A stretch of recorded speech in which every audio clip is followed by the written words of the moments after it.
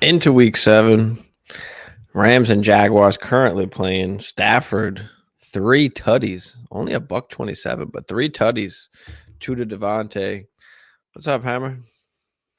I put in a big parlay over the weekend and I had Jamar Chase go off. Great. Go off to a good start. My dumbass, for whatever reason, picks the Jaguars plus 3.5. And of course, they come out and lay an egg in the first half. And that's all she wrote. But should be a good week 7. Only 6 games in the 1 o'clock window, which is interesting because we got the Monday night doubleheader. And we got 4 games in the 4 o'clock window. So should be a good slate. Ton of injuries, like just all over the board. So I know everybody's out there probably scrambling, trying to get some fill-ins. Let's have at it. Yeah, I mean, big Rashee Rice back. Yeah. I've got him in 2 out of the 2 of 3 of my redraft leagues. So I'm excited for that. Coming back. CD is back as well. So excited for that. I got the combo. Yeah, Rice is coming back. What up, Kev? But yeah, exciting for Rice. I mean, he is their main guy. I mean, they've been even saying that. So yeah. I don't know what's gonna happen with Worthy or how that's gonna play out. Like, that's why I'm not really as high on Worthy as some other people, but I think it opens up. I mean, I'm sure there's enough to go around for Worthy to be valuable. And even when Rashee Rice was there last year before the injury, you saw them be able to work him in. So that Rashee Rice isn't going to get Jamar Chase level targets where it's 23 targets. You know what I mean? So, and Xavier Worthy can be used in other ways, right? He's a screen guy, he's a gadget guy, an end around guy, a deep threat. So I still think Worthy is worthy, pun intended, of a flex consideration, considering Patrick Mahomes is Patrick Mahomes. So obviously Worthy's not going to be as have as much upside, but I still think he's definitely valuable of putting in your starting lineup this week. No, for sure. Most people just value him particularly high, obviously the situation and everything, but he's kind of just stuck in that wide receiver 2-ish kind of range with the other 30 guys that are there. You know what I mean? So yeah, but he always has that home run potential, and that's what you're banking on. So and when you're connected to Patrick Mahomes, you always have that upside, especially with a guy like Worthy. So I think he'll be fine. For sure. But yeah, I'm excited to see what Rice is going to do in this game. But yeah, we said CD's back. We've got the situation in the Panthers backfield between Dowdle and Chuba. First it was nothing's going to change, and now it's, we're not going to say who the guy is. I mean, does that just mean that it's Dowdle? Like, if it was Chuba, do you think they just come out and say it? Like No, and listen, in 2025 NFL, and let's call it what it is, basically in the last 8 to 10 years, we talk about this ad nauseum with all of our shows. There are very few bell cow backs, right? We're talking 4, maybe 5. So I would go into it anticipating some sort of committee and then see who shakes free. Now, that's going to make it hard to play one guy over the other on a consistent basis, but I would imagine with all the injuries and the bye weeks, if you got Dowdle and Chuba, you're playing both of them regardless of what the situation is. So, it's kind of a moot point from the sense that with all the bye weeks, with the injuries we're seeing across the board, we're at week 7. So people are scrambling for fill-ins. If you got Dowdle and or Chuba, you're playing both of them. Right.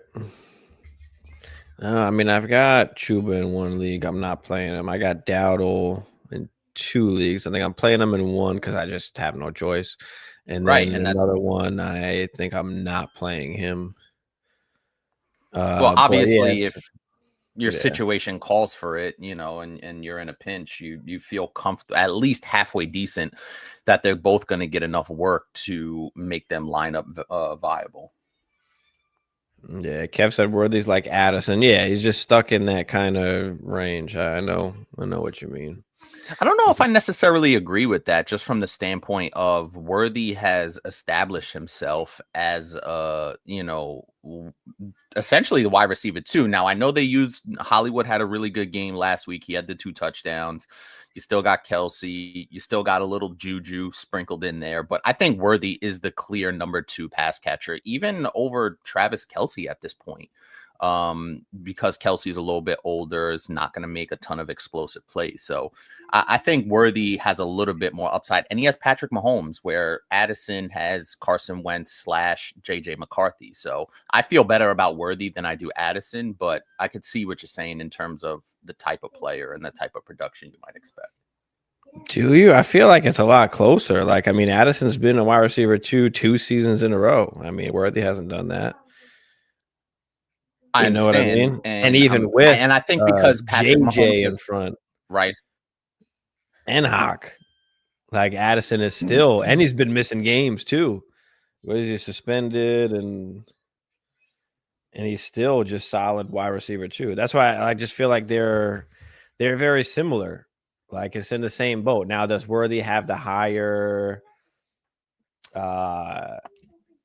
Does he have the higher upside on a per game basis because he's got the deep threat and all that? Like, yeah, I would say that. But Addison's been solid. He's just been very touchdown dependent. Is the only thing I love Addison, for Addison. And I loved him even more when Kirk Cousins was a quarterback. Yeah. But I think he had 2 15-point games already. His 2 games this year.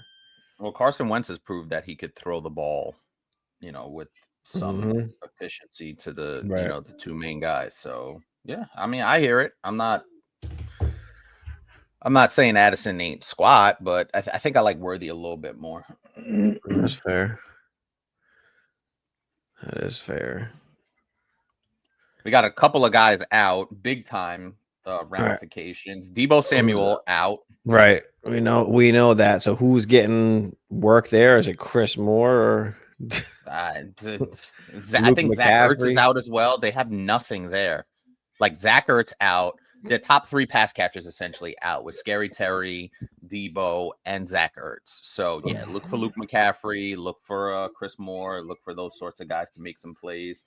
JCM could have a hefty workload for the Commanders over there. So the commies have virtually nothing right now, which is a little disappointing because I picked up Deebo and I kind of need him.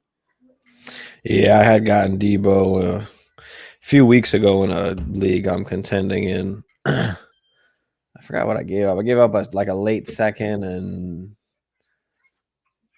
like a Kyle Williams or something like that. Yeah. And I got Deebo. He's been doing great. And Terry's been out, so it's been right. Right.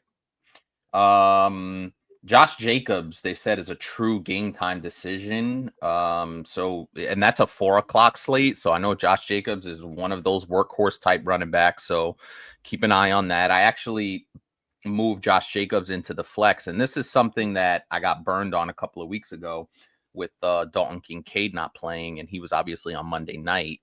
So there was even fewer options. So if you have one of those big guns that are going after the 1:00 slate, move them into your flex position. So this way you have more options. If that particular guy doesn't play, he's a game time decision, whatever the case may be. So just something of note there. Why? Let's see. Kev said pick 2 between Pacheco, Vidal, Rico, and Addison. Full PPR, make a dents if Jacobs does not start. Also, Pacheco is literally like droppable at this point. Like I am in one of my leagues, I have him, and I am like seriously considering dropping him to pick up somebody else if I needed. Luckily, I have enough guys to start, so I don't need to drop him. But it's like, at what point does it get any better for Pacheco? I mean, we've seen now 6 weeks of just absolutely garbage, just nothing.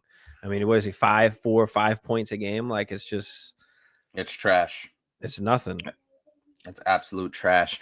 I think you got to go Vidal here, Mhm. and then it's between Rico and Addison. PPR, you might lean Addison just because we don't know what the split is going to be there with Chuba and Uncle Rico. So I'd lean Vidal and Addison here, but I can hear the Rico, because a lot of people are probably chasing those points, man. You see that big game that he had against Dallas. And you want to chase that monster game, but I would just temper the expectations just a little bit. I know they are playing the Jets, but give me Vidal and Addison here, but I can understand the Rico play. Yeah, I mean, we just talked about Addison, 15-point games in a row. So, I mean, I feel like he is particularly safe. And then, like you said, Rico, I mean, there's a chance he just goes off again and gets the workload, or there's a chance that he just is, 50-50-ish type of split. And Right. we kind of see what happens. So, I think I'll go with Addison as well. But it is close, and I'm not mad if you just want to go Rico, Yep. That's not bad at all. Let me see if I've got any. And of course, in one of my home leagues, I'm going against Stafford fucking Devontae combo. Mm-hmm. Well, don't feel bad. I went against Jamar Chase and I'm going against Jamar Chase in 2 leagues. So he decided to go so here's 16 for 160. Yeah. Here is my dilemma. It's either Penix, Dart, and Tua start 2. But that Tua game is supposed to be crazy windy and shit. Dart going against a good defense, but I think I'm going Penix. I'm going Penix and Dart as of right now. I would lean that way as well. Now I've got 1 running back, 1 flex. Vidal, Jordan Mason, Kendrick Bourne, Rico Dowdle. So I got to pick 2 basically out of Waddle. I have a Buka too, but I'm not taking that chance on that Monday night game. So it's going to be between Waddle, Bourne, Dowdle, Mason, and Vidal. Pick 2. Well, the Waddle thing, because of that crazy weather, I would kind of lean towards sitting Waddle down. That's how I have it. Yep, that's how I have it. For this particular game. I think I'm playing Vidal. Like, you kind of have to, and it's and similar to the not similar, but you don't want to chase points, but you feel like Vidal is gonna get the bulk of the carries there with Haskins a distant second. And what's the other choices there? And then it's pick 1 between Jordan Mason, Kendrick Bourne, and Rico Dowdle. Mason Bourne. Kendrick Bourne's been fucking unbelievably good. Unbelievably good. And for a guy that you picked up off the waiver wire. Now, it does look like George Kittle's coming back, but you still got Ricky Pearsall out. I believe Brock Purdy. Is Brock Purdy playing? I'm not sure. I don't think so. So it's Matt. I like Mac has the connection from the Patriots days. Yeah. He's got the connection there. So I like that. It's Kendrick Bourne. Jennings is like injured, but I think he played a little last week. But Bourne's been great. I think it's Kendrick Bourne here. And I'm like I'm either between Bourne and Mason, and I'm like, but Bourne's been so solid the last 2 weeks. I mean, Philly run defense hasn't been good at all, but so I'm like, damn, am I playing Mason or am I playing? I'm leaning Kendrick Bourne, but yeah, it's hard not to go with Bourne after the last 2 weeks. Like, been a monster. All right, so that was one league, and then my other league, I've got to choose between. Actually, I don't got to choose between anything because I got nobody else I could possibly play. I'm trying to go through some of my leagues here. Kevin said Adams was a must start with Puka out. Yeah, for sure. And he is showing it already. some more updates injury-wise that are very impactful out of Tampa Bay because they are just absolutely ravaged right now. So it looks like Mike Evans is going to play, which is really good news for Mike Evans owners. I am actually a Mike Evans owner in redraft, and I'm actually trying to get Mike Evans in Dynasty because I just need receivers at this point. I'm rolling out Lad McConkey as my wide receiver one. Not that big of a deal, but I need some receiver help, so I'm trying to go out there and give up a late second for Mike Evans. Hopefully I could get that done. Emeka Ibuka has a real chance to play. I have no idea what that means. Chris Godwin obviously out. Bucky Irvin out. Fire up Rachaad White if you have him. Cade Otton, a sneaky good tight end play, which I really do like. I did have Sterling Shepard in a ton of leagues as waiver wire pickups with all of the wide receiver injuries. I think I might sit Shep down today because Mike Evans is back. And if Mbuka plays with Cade Otton and Rachaad White, Shepard kind of fits in that fourth, fifth option type role. I don't like that for his upside. Right. I love Rachaad White, though. Couldn't agree more. Rachaad White is, without Bucky, I mean, he's just scoring points. Couldn't agree more. So a ton of fantasy impact out of Tampa Bay, like shifting around a lot of pieces depending on what you have going on there. I mentioned the Josh Jacobs stuff. We know Debo's out. Kyler Murray still out for Arizona. So Jacoby Brissett is playing, which I kind of like Jacoby Brissett a little bit to just deliver the football to Trey McBride and Marvin Harrison. So call me crazy if I don't necessarily. Right. And call me crazy if I don't think this is that much of a downgrade from a fantasy pass catcher standpoint, Marv. No, I think Brissett can sling it a little bit. He certainly can. Brock Bowers also out. If you have Michael Mayer, I mentioned him, I think, on the Wednesday show. Michael Mayer, a really good fill-in at the tight end spot this week. Njoku also out for whatever that's worth. Yeah. So Fannin becomes a viable option. Jacoby Myers questionable. Looks like Carson Wentz starting. So we're good there. DJ Moore, no injury designation. George Kittle is going to play. Yep. So if you got George Kittle, welcome back, George Kittle owners. Finally, let's go. Calvin Ridley out. Whatever that's worth. It don't matter. I mean, maybe Iomander gets a tick up. That's all I was saying. I'm just throwing it out there. Jalen Coker for Carolina expected to make his season debut. Make that what you will. We talked about Chuba is active. We know Puka's out. I got to mention this really quick from the tight end spot. Welcome to week 7. Pat Freiermuth. What the hell was that? I did not see that coming. Obviously, Freiermuth is good. It's just I agree. The offense just always sucked, and they just never had a really good quarterback. Now that you got like an Aaron Rodgers there, I mean, shit. I agree. CD, obviously, you mentioned will play without limitations, which is even if he had limitations, you're still putting him in your lineup regardless. Josh Downs. Concussion protocol. So I think that's pretty much it. Garrett Wilson expected to miss a couple of weeks. I think we had mentioned that in the Wednesday show. So that's pretty much all of the main news as far as the injury Travis Hunter. Bro, the Jaguars just suck. They're trash. So bad. And the only every time they give the ball to Travis Hunter, at least he puts a little shimmy shake on and does a little something. Like that's all they can do. Like I don't understand why Trevor Lawrence is just not good.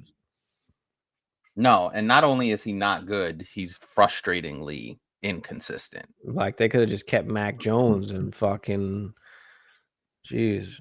Yeah, but look how much they invested in Trevor Lawrence. They're not gonna cut ties. I mean, I know, but Quentin Johnston back in action. QJ is back. Yep.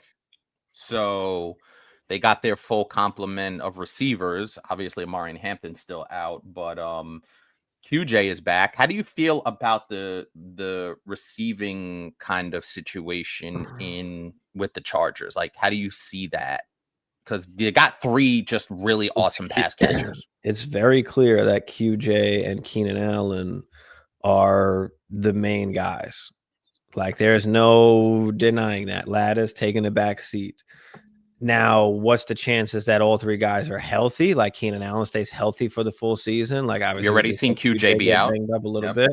So obviously, Ladd is going to be, you know, relevant when one of those guys is out. But I think when everyone's healthy, like, Ladd is not really startable. You know, it's QJ and it's Keenan Allen. Now, what happens in the future after this year? Like, I love Ladd as like a little buy in Dynasty, but you know, because I think obviously Keenan is not going to be there forever, but you know, while he's there, like it's clearly a problem. Now, I will say though, because I did buy Ladd last year, just because I love his, you know, his game. I love his connection with Let me Justin get Ladd. Herbert. I'll give you a golden package. Chill. We're not doing that. So you wanted golden. Let's talk about it. Even last week, right, with QJ out, Ladd obviously had a really good game. He's put back to back really good games together, or solid games, I should say, with 2 touchdowns in his last 2 games. But Keenan Allen, even with QJ out, didn't have a great game last week. So I wonder if Ladd having that good game kind of evens out the production and the target share a little bit, because they want to kind of spread the ball around a little bit more. But it'd be really interesting to see how it progresses forward, because I kind of need Ladd to pick up the pace here if I'm going to continue my ascent up of the OG league standings, currently in 2nd place, baby. Kev said Dynasty give up Ayuk for Ertz and a 27 second and a non-tight end premium. I don't think I'm not doing it in a non-tight end premium. I don't think so. I don't think so either. I like Ayuk. I bought him for just really cheap in a couple leagues, because I just feel like where he's being valued right now, like it's going to go up. Like, I know he's not the youngest guy anymore, obviously, as he's getting older, but I feel like it's an easy like ascension for his value. Like, once he actually starts playing, like in that offense. You know, and then people are going to want him once he has that one big game, or, you know, right before he comes. You might not even have to play for his value to go up. And, you know, there'll be that window. There'll be that little window for you to try and take advantage in a trade or something.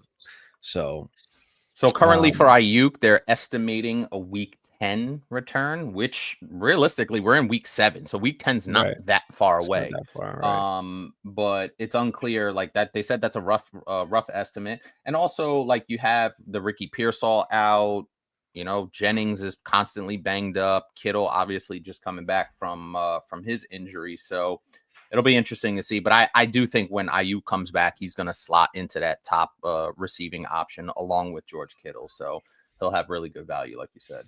Yeah, you know, it's crazy. Jennings was asking for all that money, and Kendrick Bourne just rolls up in there off the street and it's like dominate.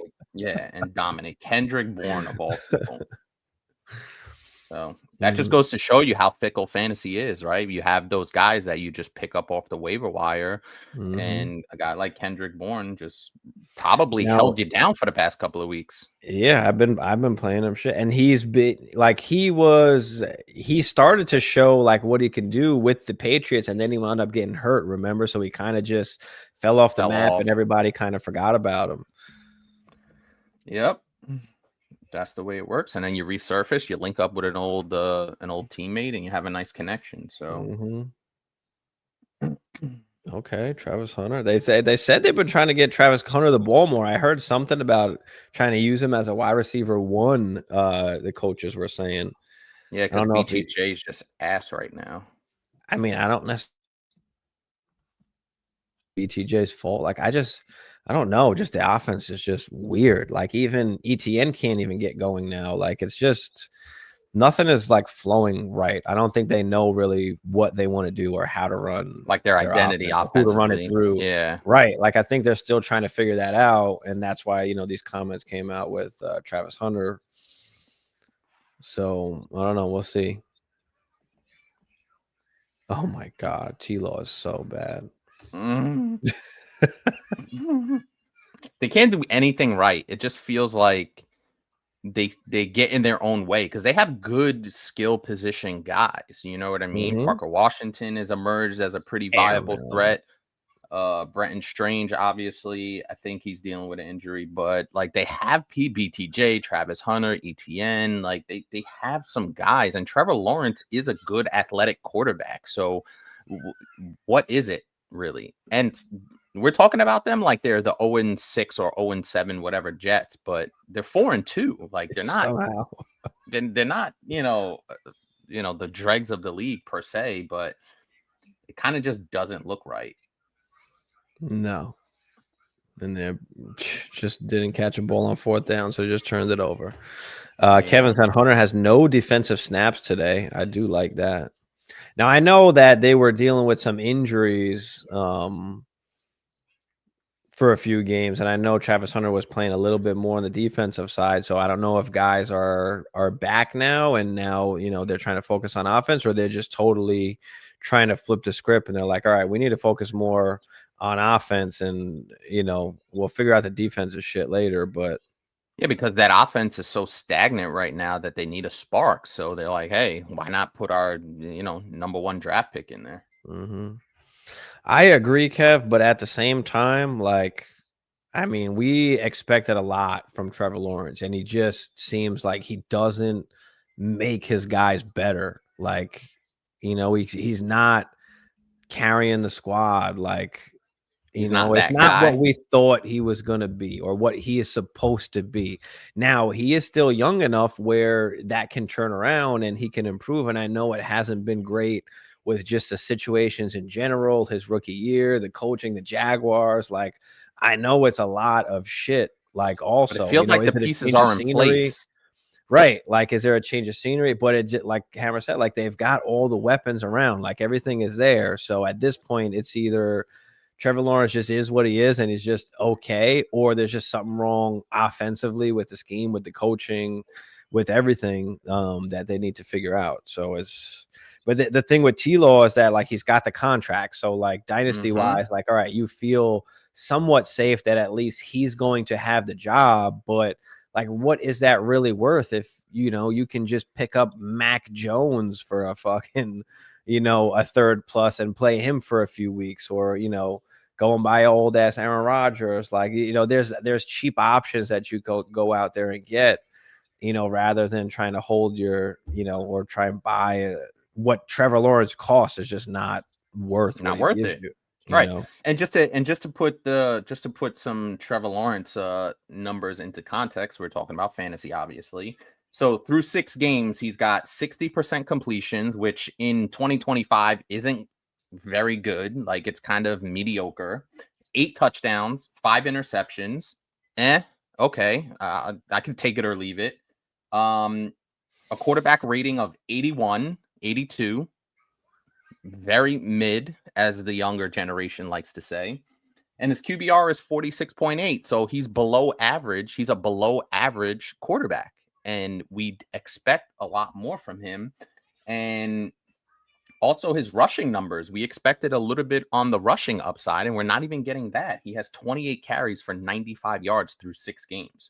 So very, very average. And like you said, we all thought, especially last year when we saw BTJ kind of emerge as that true number 1 target, we're like, all right, cool. He has a solidified wide receiver 1. He's got a really good running back in ETN. They draft Travis Hunter. What the hell's the problem? Parker Washington has emerged as a viable slot receiver, kind of gadget type dude. You got some tight ends that are capable.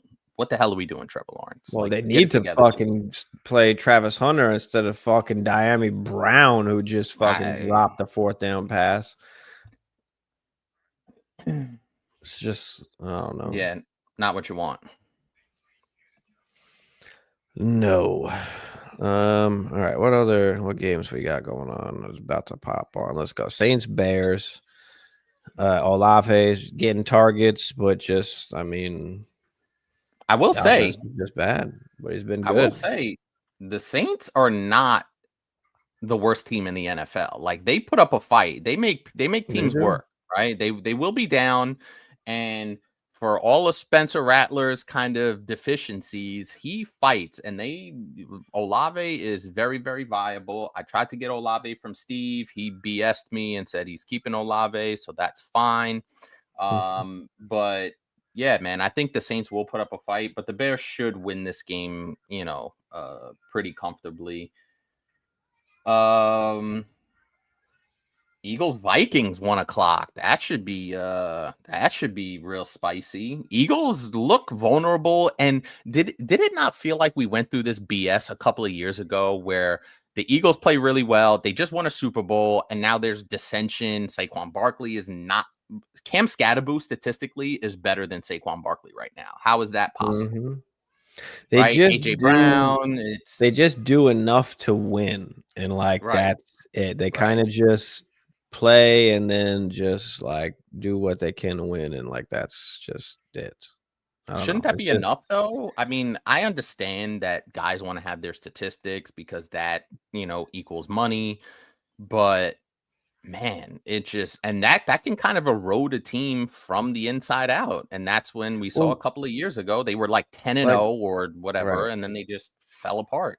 I mean, you won the Super Bowl, right? And now you come out, you're trying to win another Super Bowl. But at one point, does it just become not fun when you run 4 tush pushes in a row? You know what I mean? As for AJ Brown, it's all right, he's got the Super Bowl.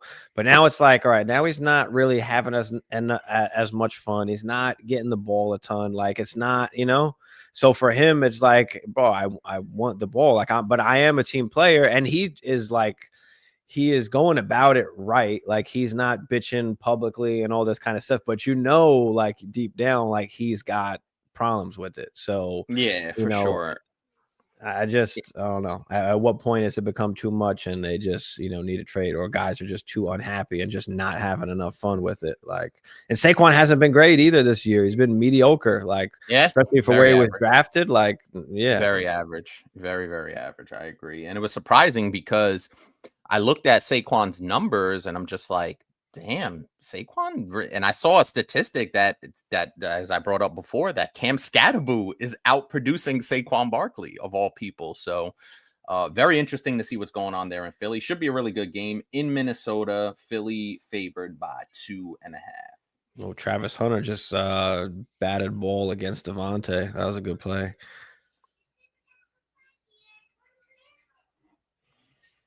Mateo, what's up? AJ Brown or Waddle? We did just talk about the weather that's supposed to be there with Waddle. Yep. AJ Brown, though he hasn't produced great. I mean, he has gotten, I believe, 8 targets a game pretty much since that first week.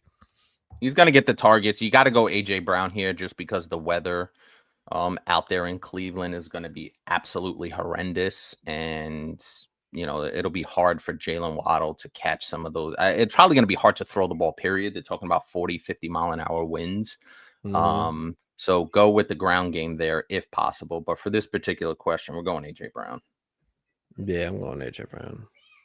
Eagles are boring for the viewer and the offensive players. Yeah, I mean, but you also are paying AJ Brown too, and then you're not even going to utilize him to the fullest potential. If you wanted to, you've got another good receiver in Devonta, so you could get off of AJ Brown and it might not hurt the offense as much, and you might be able to spend that money elsewhere to make other parts better. Yeah. So listen to this. If you don't use it, it falls off. Poor guy just wants to fly. AJ Brown is an ostrich right now, not an eagle. But it did say that the Eagles are telling teams inquiring about AJ Brown, we are not moving him now. Now, that last part where it says now is very interesting because right. If instead of now it said we're not moving him, period, then I would have been we're not moving him. He's an integral part of our Super Bowl winning team.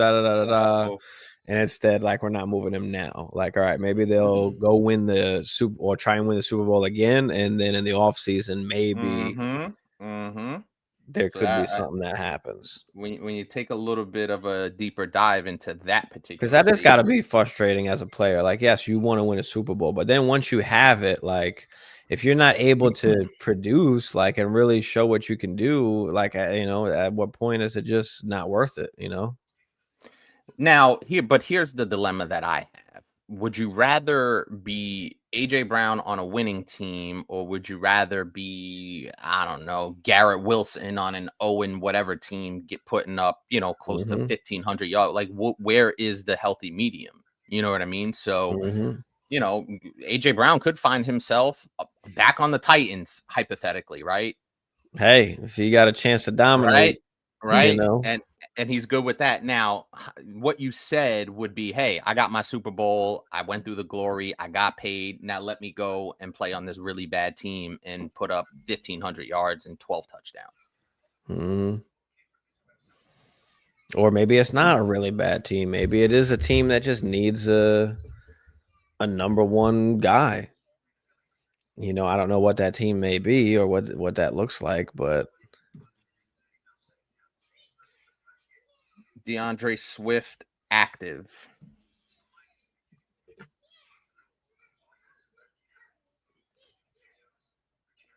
For what that's worth. Let's see. What about AJ Brown like on the Broncos? Yeah, I wouldn't be mad at that. I wouldn't be mad at that at all. The Packers. I would sign up for that. I would sign up for that. But then also, if AJ Brown went to a team like the Packers, they spread it around so much that, but he would fit in there pretty well with Jordan Love. But that's not. Well, I didn't think Michael Parsons was going to happen. So you never know. Maybe the Packers are turning over a new leaf. But yeah. When you think about it, though, there's not really a ton of options, honestly. Yeah.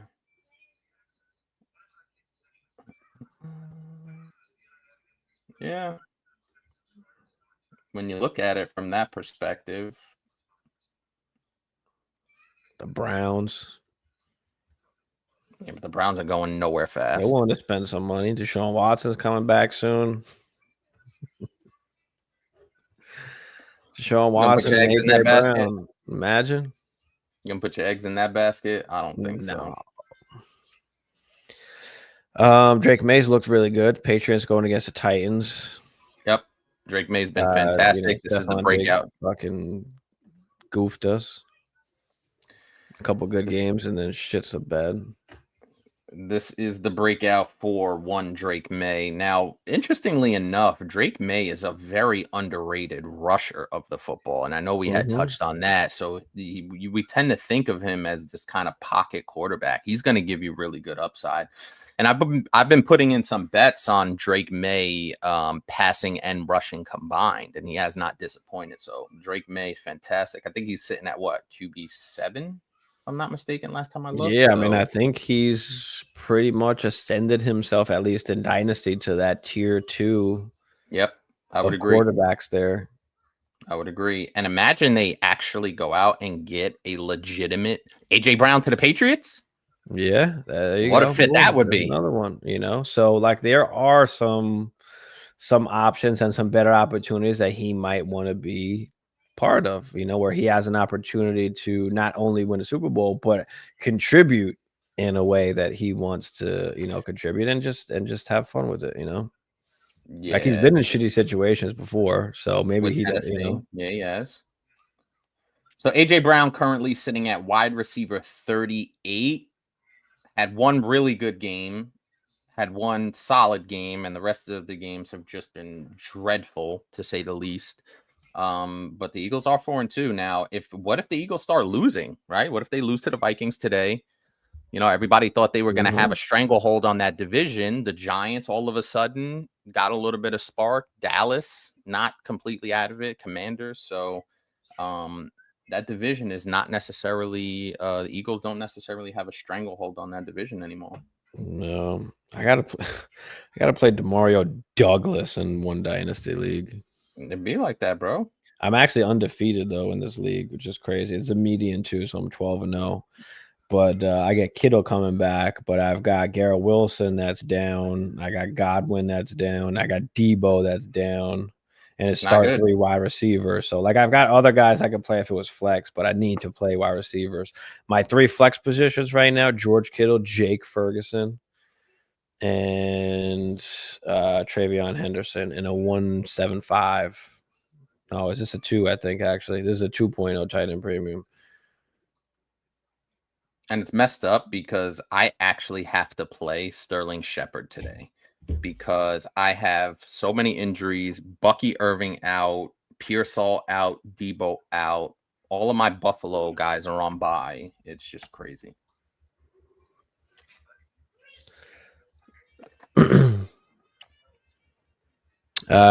Stefan, happy Sunday, man. Looking for thoughts on my second flex spot, full PPR: Dowdle, Walker, Addison, Moore, or Dubes. Well, we talked about Rico. We talked about Addison. Mm-hmm. So you know how we feel about that. DJ Moore, it's just not clicking right now for DJ Moore. I know there was a little bit of injury. Dubes has been okay. Not great, not terrible. He did have that one really big game, if I'm not mistaken, with Dubes. So you're kind of a little bit dependent.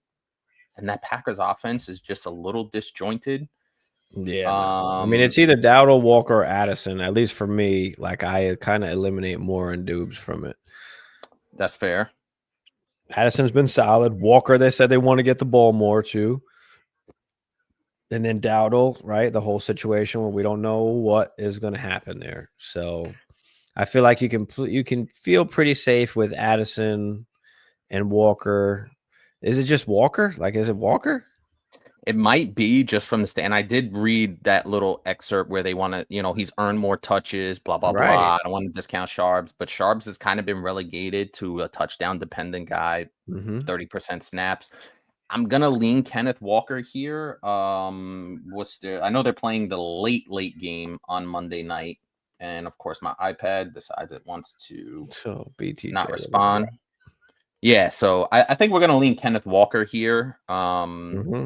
And Seattle offensively hasn't been terrible. They're pretty good. I like what Sam Darnold has done. He's a monster. He is amazing, and there's no doubt about that.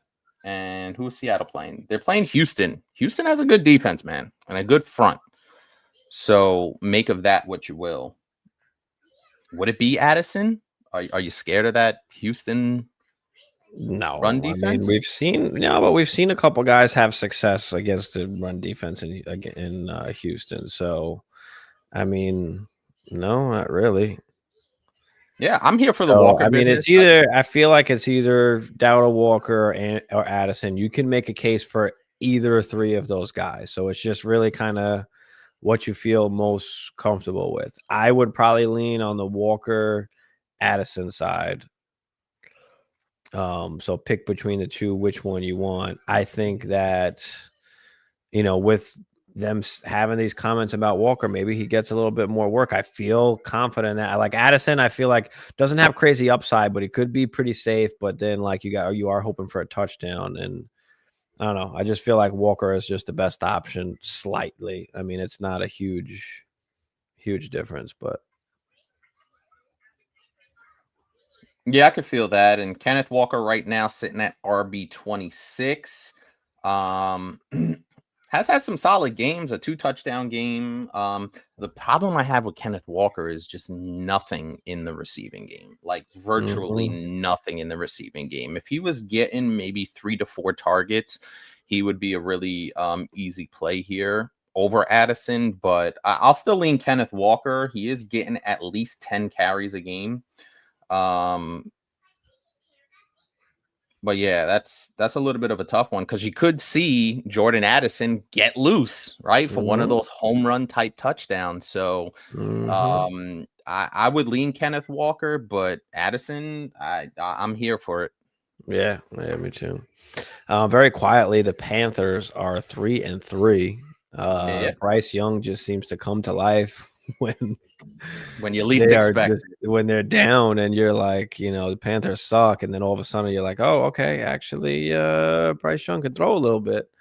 So it's been up and down for them over there, but Tet is looking like everything we expected him to be. So excited for Tet, and Bryce is basically playing his way to another season or more seasons. I mean, if the Panthers ain't in the bottom and don't have a top pick to get a quarterback, I mean, yep, he could be safe.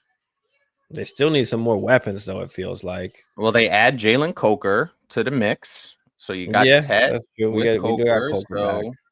So you got the two running backs, so you feel okay there. You know what I mean? So and listen, they're sitting at 3-3, and they beat a Dallas team they had no business beating. From my perspective, anyway. I know Dallas doesn't have exactly the greatest defense in the world, but that was a heck of a win. And if you had the Panthers at 3-3 after 6 weeks, you're lying to yourself. Right. I mean, Colts, the other ones, going against the Chargers this week, but 5-1. Daniel Jones basically playing himself into a contract here, possibly. Fuck yeah. And the Colts situation doesn't surprise me as much as the Panther situation, right? Because for the most part, the Colts have been a pretty stable organization, right? They've had their ups and downs, et cetera, but they do run a pretty good organization. So to have Daniel Jones come in there, he basically revived Michael Pittman's career, because I left Michael Pittman for dead after last season. So, you got A.D. Mitchell. You got, who's the other guy over there? Oh, Josh Downs, who's hurt now. Josh Downs, right? You obviously, got Warren. Like they got JT. Warren, right? So they got a squad. It just needed a decentish quarterback. And Daniel Jones actually gave a lot of credit to the Vikings when he was with them, as far as like professionalism and how to prepare and like how O'Connell prepared those guys and stuff. So it, like he said, like that really changed him and his like approach. And he just feels way more confident now, where, it's like, is this a new fucking Josh Allen coming along here? Like, you know what I mean? Like and in Dynasty, it's weird because he doesn't have the value yet, because he doesn't have the contract, so there's he will get one. He will get that worry, but once he gets one, like he's going to be a very highly wanted commodity. So if you can get your hands on him now, that would be ideal. And really interesting is, what's the more surprising comeback story? Now, I know the guy I'm going to mention has a longer sample size of doing it, but this kind of reminds me a little bit of a Baker Mayfield type situation, right? Where Baker was essentially left for dead. He bounced around a little bit, went to the Rams, whatever. And then he lands in Tampa when Tom Brady exits, real stable organization, good receivers, running backs, etc. And Daniel Jones kind of on the same path. And Daniel Jones is only 28. And in quarterback years, that's extremely young in quarterback years when you're talking about 28 years old. So yeah, Daniel Jones looks really good. QB7 on the season, 8 touchdowns, 3 interceptions, but another 4 rushing tutties, which is beautiful.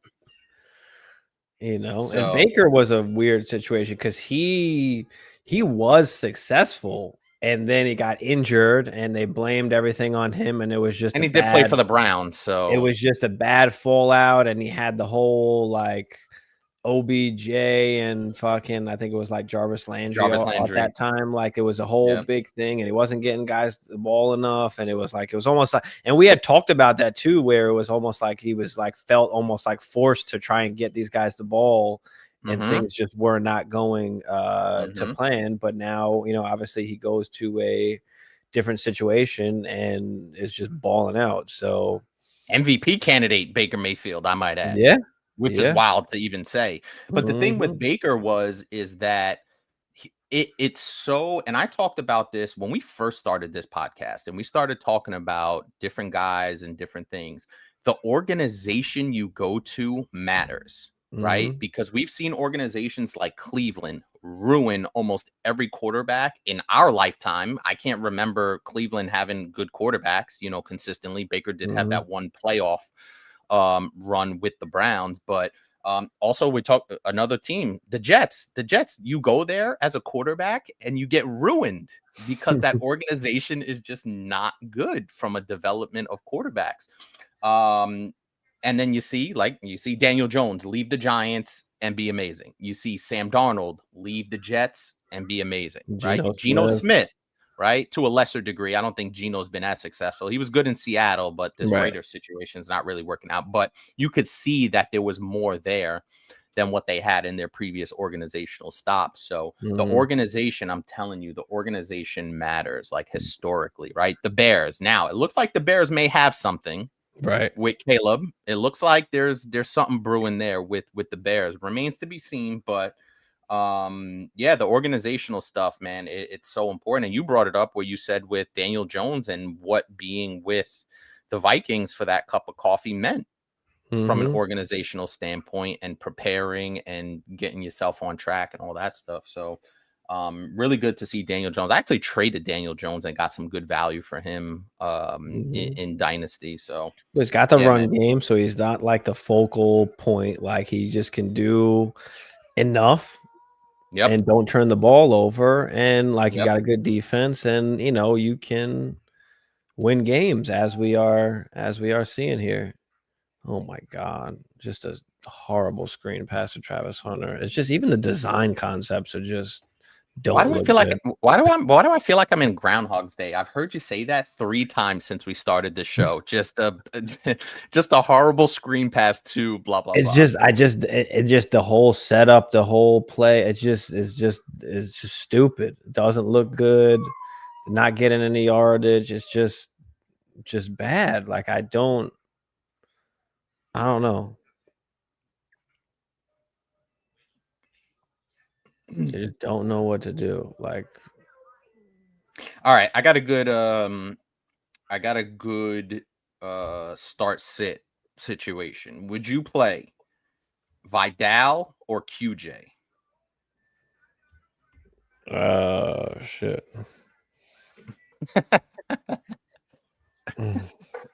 It's hard to not say QJ because he's been a top guy. Like there's no doubt about it. When he's played, he's gotten the football. So his last game before he got hurt wasn't great. 4 for 40. One of what, 6, 5? Yeah. I mean, oh, that's tough. I'm probably still going QJ. Because the other option, so I have Javonte and I have Scadaboo. Now, Scadaboo's interesting because he's going against that tough Denver defense at Denver. I feel like I still have to play Scadaboo, though. Scadaboo is just a result of just volume. Like he's not busting out big runs and all this type of shit. Like he's just a volume guy, and he's gonna get the volume. And if they get close to the goal line, like he's gonna fucking. And he's been pretty solid in the passing game as well, though. And he's been getting passing work. So like, yeah, I feel like you still gotta play him. I mean, especially if it's full PPR. So yeah, so I'm basically between Vidal and QJ, which I got till 4 o'clock to decide. I currently have Vidal in there, but I mean, I don't think you could go wrong either way. I mean, I don't think you could go wrong. Because do I start QJ over Pittman in the wide receiver spot? Yeah, probably. What's Pittman at? Like, what's he been? Pittman currently QB, a wide receiver 19. Been real solid up to last week. Last week he only had. I'm playing QJ over him. I think. I think I would agree. But yeah, so that's the kind of, and they're playing each other, so I don't have to make that decision until 4. So all that, the Pittman, Vidal, QJ, I can play 2 out of those 3 guys. Right. I mean, these guys can't even muster a fucking field goal, bro. No, they can't. And I was watching the first half before we jumped on the show, and I turned it off because I was just disgusted with what they look like. They come out, they get punched in the mouth, and they can't even get up off the mat. It's horrendous. I got one for you. Pick 2, Jordan Mason, Krosky Merritt, or Marvin Harrison. I'm going JCM with all the injuries in Washington. Right, I I got think, Marv on the bench, and I got Mason and Crosby on right now. Now, Jacoby Brissett is playing, I so know. I like that for Marv. I know. do like that for Marv. Last game wasn't great. 2 for 32, so Marv might stay on the bench. I don't. I got him on the Mason. bench currently. It's tough, but I'm gonna play Crosby, Merritt, Mason. Yeah, you might have to go that route because what up, that's a tough Cats? one. Start Dak or pick up Darnold or Mac Jones in a 6-point touchdown. Dart. You know, he's giving you the rushing. I know they're going up against a better defense also, but it's Dart, not Dak. I meant Dart. My bad. I read Dart. I don't know why if I said Dak, but I meant Dart. Yeah. Dart or Darnold or Mac Jones. Oh man, Dart's going to give you some rushing upside.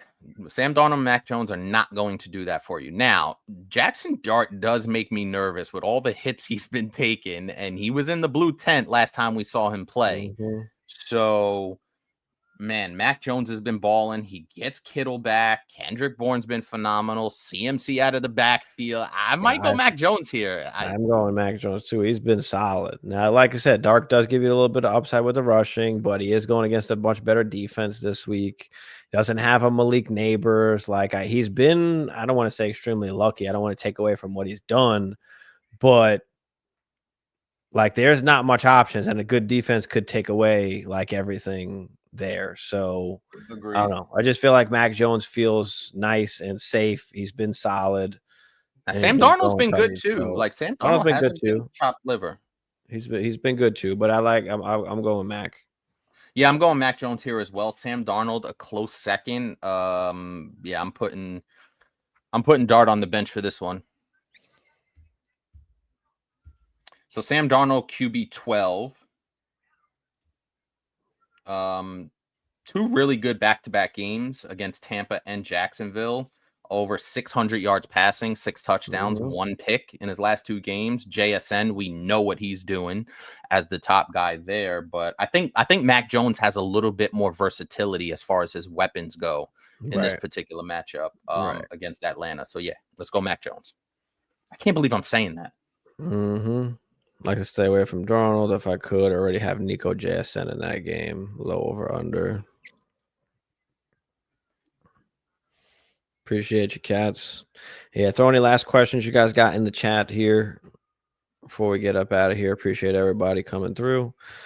Smash the like, smash the subscribe if you're new. We're getting closer to 800. Yeah, 1K. Are we over 800 yet? Last time I saw, I think we're getting close. We're close to it. 793. So we're 7 away from 800. So we're getting there slowly but surely. Chugging along, baby. Yep, we've got the Discord link in the description below. So if you want to join the Discord, it is absolutely free. So come join in. There's just about almost 100 people in there. And we got Dynasty stuff, redraft stuff. You can talk whatever in there. So other than that, good luck this week. Hopefully you guys get some dubs. And go Pack, go, baby. We'll see y'all on Wednesday. Pack suck.